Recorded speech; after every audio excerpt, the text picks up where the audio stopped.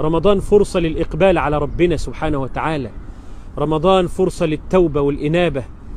كل واحد عنده ذنب مش قادر يتخلص منه يجتهد في رمضان إنه يسأل الله سبحانه ويدعوه ويوجه قلبه لله عز وجل بقلب صادق، ويبكي بين إيدين ربنا في التراويح ويقول له يا رب خلصني من الذنب ده، خلصني من المعصية دي.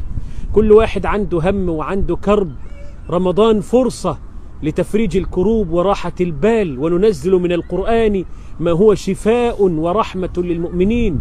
رمضان فرصة انك تعرض نفسك على القرآن. اقف وصلي، اقف وصلي في المسجد، في البيت. ما تحرمش نفسك من صلاة القيام حتى لو مع نفسك في البيت. صلوا لله عز وجل، تقربوا إليه، اقرأوا القرآن.